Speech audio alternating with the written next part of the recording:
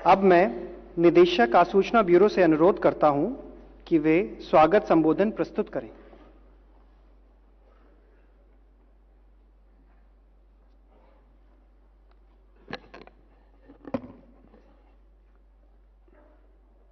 माननीय राष्ट्रपति महोदया द्रौपदी मुर्मू जी, माननीय केंद्रीय गृह एवं सहकारिता मंत्री महोदय, केंद्रीय गृह राज्य मंत्री, केंद्रीय गृह सचिव, आसूचना ब्यूरो के पूर्व निदेशकगण, सेवारत एवं सेवानिवृत्त अधिकारीगण, देवियों एवं सज्जनों, महोदया, आज वार्षिक एंडोमेंट व्याख्यान के 38वें संस्करण में आपका हार्दिक स्वागत करना मेरे लिए अत्यंत गौरव और सौभाग्य की बात है, जिसमें आप हमें people centric national security, community participation in building विकसित भारत विषय पर संबोधित कर हमारा ज्ञान वर्धन करेंगी। महोदया, इस व्याख्यान मेला की शुरुआत आईबी सेंटेनरी सेलिब्रेशंस 1987 के समापन वर्ष पर वर्ष 1988 में की गई थी। प्रथम IB centenary endowment lecture Bharat के तत्कालीन उपराष्ट्रपति स्वर्गीय डॉक्टर शंकर दयाल शर्मा ने दिया था। उसके बाद इस व्याख्यान श्रृंखला में राष्ट्रीय सुरक्षा के मुद्दों, राष्ट्रीय अखंडता के विभिन्न पहलुओं और अन्य विषयों पर तत्कालीन माननीय राष्ट्रपति doctor Shankar Dayal Sharma, doctor Pranab Mukherjee, doctor APJ Abdul Kalam, माननीय प्रधानमंत्री श्री नरेंद्र मोदी जी, माननीय केंद्रीय गृह मंत्री श्री अमित शाह जी एवं अन्य विशिष्ट गण्यमान्य अतिथि हमें संबोधित कर चुके हैं।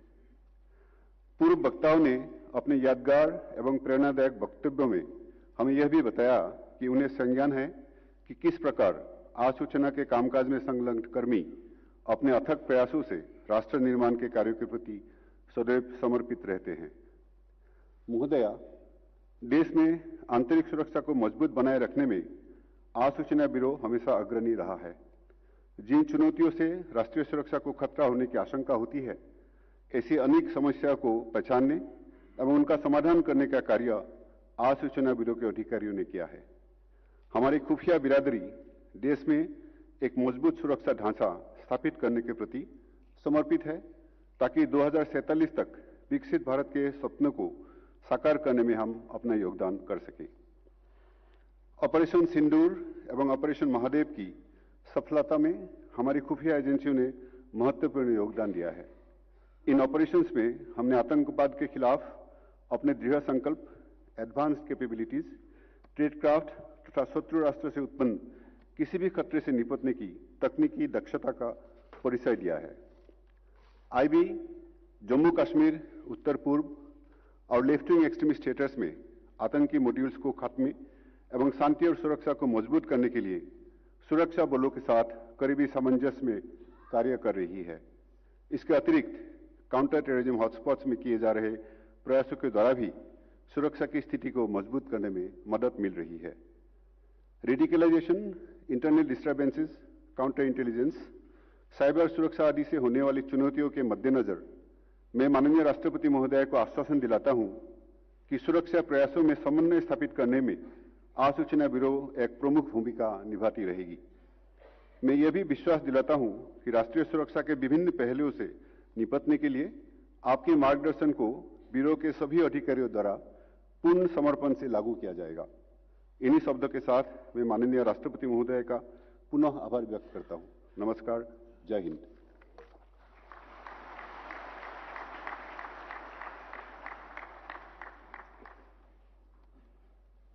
धन्यवाद महोदय। अब मैं निदेशक आसूचना ब्यूरो से अनुरोध करता हूं कि वे माननीय राष्ट्रपति महोदया को स्मृति चिन्ह भेंट करें।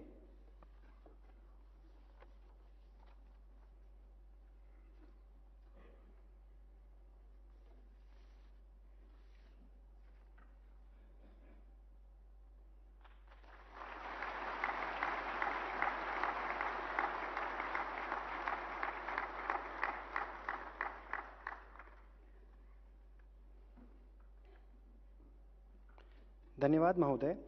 अब हम माननीय राष्ट्रपति जी से अनुरोध करते हैं कि वे अपने प्रेरणादायक शब्दों से हमारा मार्गदर्शन करने की कृपा करें।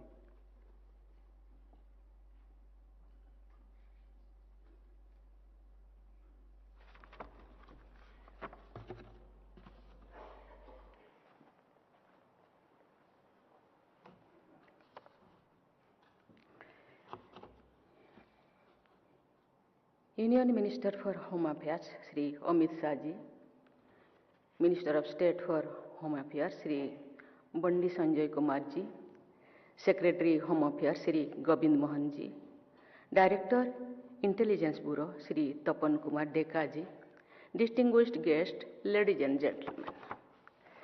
I am pleased to note that the series of IP Centenary Endowment Lectures has become a very meaningful event.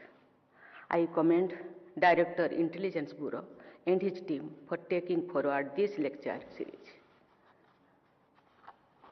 I express my deep appreciation for the exceptional contribution made by Intelligence Bureau to internal security of our country.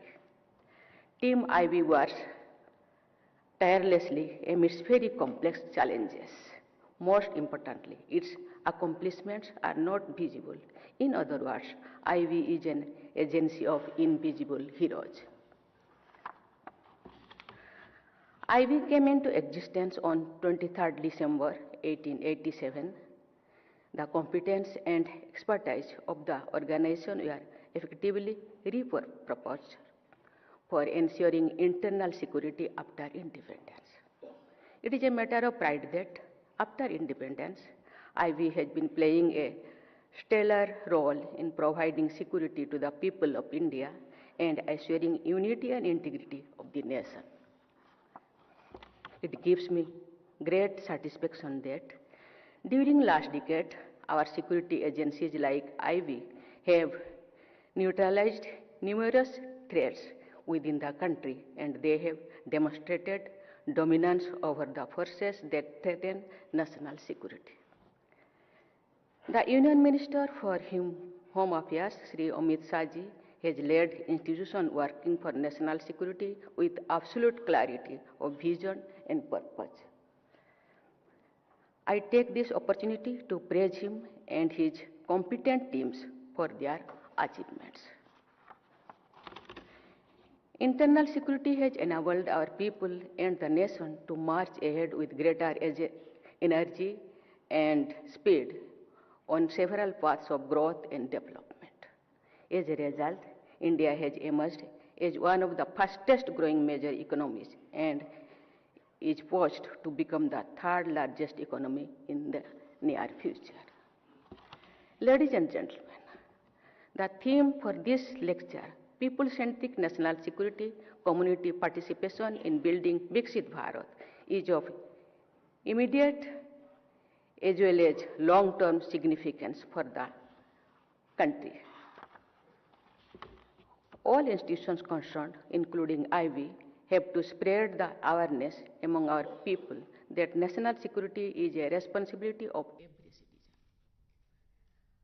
All our citizens can provide formidable support to the efforts of government agencies engaged in national security. When organized as communities, our citizens can achieve great synergy and support government's initiatives for national security. Our Constitution enumerates fundamental duties of citizens. Many of these duties relate to wider dimensions of national security. Students, teachers, media, resident welfare associations, civil society organizations, and several other communities can propagate these duties. I will mention some of them. Our Constitution lays down that it shall be the duty of every citizen of India to abide by the Constitution and respect its ideals and institutions, the national flag and the national anthem. To uphold and protect the sovereignty, unity, and integrity of India, to defend the country and render national service when called upon to do so, to safeguard public property and to observe violence. Adherence to fundamental duties by citizens individually and collectively can strengthen different dimensions of national security. Ladies and gentlemen, community participation strengthens national security. There are numerous examples of allied citizens helping professionals forces with their inputs in averting security crises. An expanded meanings and strategy of national security places people at the center. People need not be passive observers of what happens around them. They should become alert and active partners in the security of their own surroundings and also of regions beyond it. Jan Bhagidari is the cornerstone of people-centric security. Due to legacy burden carried over from the pre-independence period, some people may feel a sense of distance with respect to government servants in general and police forces in particular. In developed societies and countries, people generally look at police personnel as a friendly person who can be trusted for help. Our civil police and internal security agencies have to work with the spirit of serving the people. This spirit of service will build trust among the people. This trust is a precondition of developing people-centric national security strategy in which community participation will be a key element. Ladies and gentlemen, India has been facing multidimensional security challenges and threats. Tensions in the border areas, terrorism and militancy, insurgency and communal radicalization have been traditional areas of security corner. In recent years, cyber crimes have emerged as a substantial security threat. Our internal security scenario is also affected by international developments. The world is witnessing geopolitical tensions, economic volatility, and trade disruptions. These phenomena also have implications for internal security. Many of our security threats are unique to our national context. In such situations, our solutions must be tailored to address our specific concerns. Community engagement holds the key to resolving such situations. Lack of security in any part of the country has economic impacts that go beyond the affected area. Security is among key drivers of economic investment and growth. We can say that building Surakshit Bharat is necessary for building Samriddh Bharat. Ladies and gentlemen, I must congratulate the security agencies for their determination to eradicate left-wing extremism by 31st March 2026. Earlier, left-wing extremism was acknowledged as the biggest internal security challenge. Left-wing extremism is now close to total eradication. In 2014, as many as 126 districts were Naxal affected. Now, only 11 districts remain affected. Today, only 3 districts remain in the category of most affected districts. Intensive action by forces and agencies engaged in the sphere of internal security has been a key element behind the near eradication of left-wing extremism. However, a holistic approach was adopted to win the trust of the communities through several initiatives. Promoting socio-economic inclusion in tribal and remote areas has proved effective against exploitation of people by left-wing extremists and insurgent groups. Intensive incentives for rehabilitation of those who surrender encourage their return to the mainstream. Financial inclusion through intensified banking services in the affected districts inspired confidence among the people. Several Ecolabya model residential schools were made operational in affected areas. These educational facilities filled the children and guardians with new hope. Skill development initiatives in many affected districts attracted the youth. Due to such positive initiatives, the young population has lost interest in getting recruited for Naxal activities.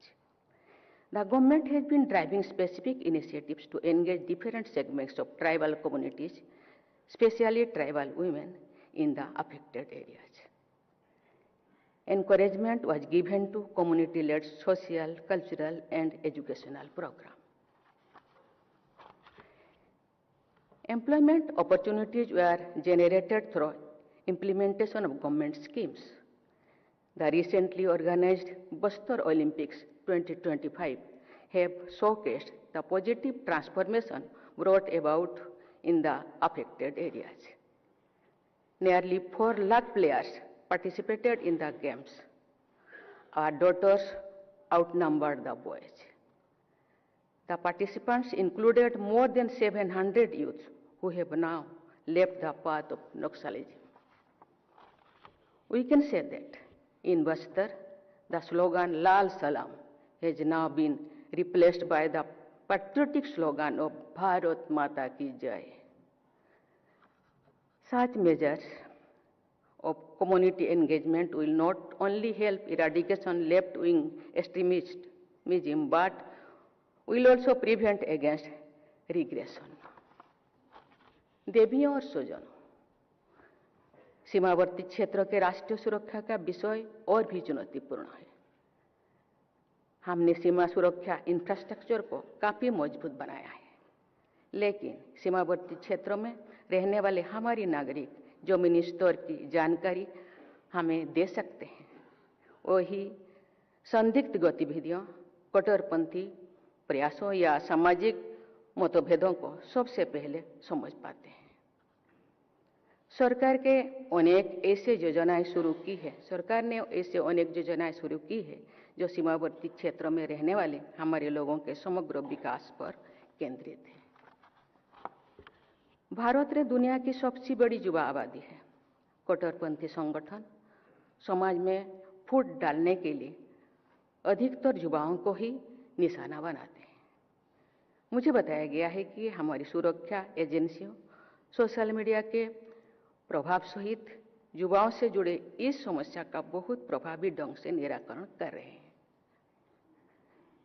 युवाओं की प्रतिभा का उपयोग करने के लिए अनेक प्रयास किए जा रहे हैं। युवाओं को शिक्षा, कौशल, खेलकूद तथा स्वरोजगार से जोड़ने के लिए अनेक कार्यक्रम चलाए जा रहे हैं। सोशल मीडिया ने चुनौती और संचार की दुनिया को बदल दिया है। संचार मीडिया में रचना और विनाश दोनों की क्षमता है। लोगों को दुष्प्रचार से बचाना एक बहुत ही चुनौतीपूर्ण काम है। ये कार्य बहुत प्रभावी ढंग से निरंतर किया जाना चाहिए। भारत सोशल मीडिया का सक्रिय उपयोग करने वाले ऐसे लोगों का समुदाय बनाने की आवश्यकता है जो राष्ट्रहित में तथ्यों पर आधारित विवरणी प्रस्तुत करते रहे। मुझे ये जानकर प्रसन्नता हो रही है कि हमारे देश ने जनभागीदारी के माध्यम से नशीली दवाओं के खतरे के विरुद्ध एक प्रभावी अभियान शुरू किया है। कट्टरपंथी की समस्या का सामना करने के लिए भी जनभागीदारी के माध्यम से इसी तरह के प्रयास किए जाने चाहिए। स्थानीय समुदाय के नेता, आध्यात्मिक संगठन, सिविल सोसाइटी समूह तथा परिवार के लोग गरीबी या सामाजिक बहिष्कार जैसे अलगाव के मूल कारणों को शीघ्रता से समझ सकते हैं। वे अपने समुदाय के लोगों की गतिविधियों के बारे में सतर्क रह सकते हैं तथा उनके बारे में सूचनाएं दे सकते हैं। राष्ट्रीय सुरक्षा के सम्मुख सबसे जटिल समस्याएं नॉन ट्रेडिशनल और डिजिटल है। ऐसे अधिकांश समस्याओं की उत्पत्ति अत्याधुनिक तकनीकी के माध्यम से होती है। इस संदर्भ में तकनीकी रूप से सक्षम समुदायों को विकसित करने की आवश्यकता है। डिजिटल फ्रॉड की बढ़ती समस्या के लिए घरों, संस्थाओं और समुदायों के स्तर पर निगरानी की आवश्यकता है।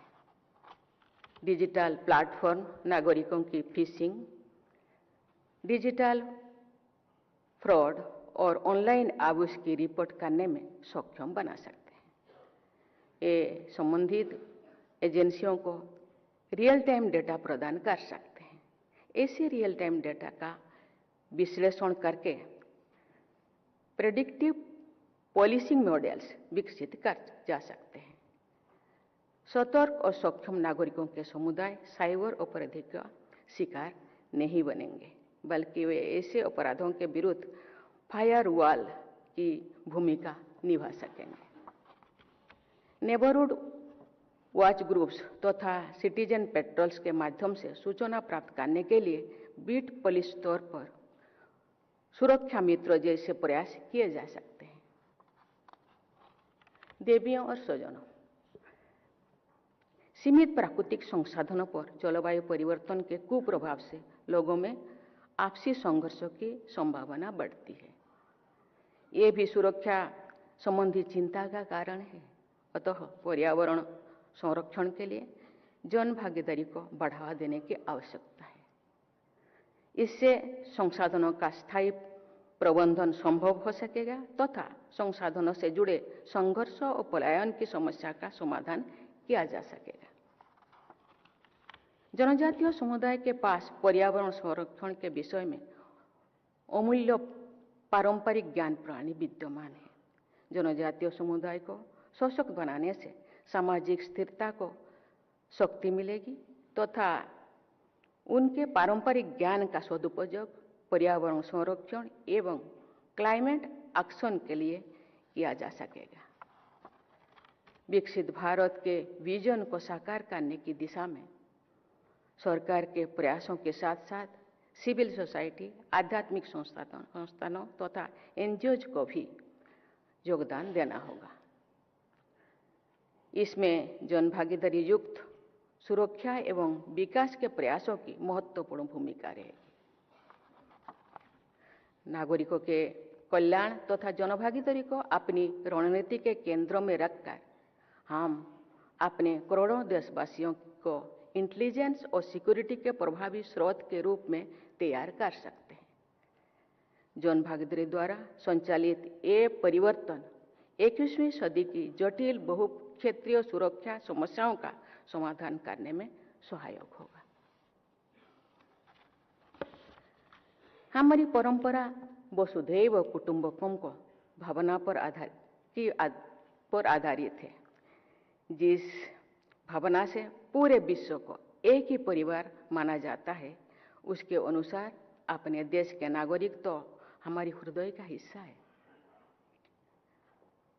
हार्दिक आत्मीयता की इसी भावना के साथ जनभागीदारी को राष्ट्रीय सुरक्षा के प्रमुख स्तंभों के रूप में स्थापित करना चाहिए। मुझे विश्वास है कि जनभागीदारी के माध्यम से हम सब सतर्क भारत, शांतिपूर्ण भारत, सुरक्षित भारत और समृद्ध भारत के निर्माण की ओर तेजी से आगे बढ़ेंगे। इसी के साथ मैं अपनी वाणी को विराम देती हूँ। धन्यवाद। जय हिंद, जय भारत।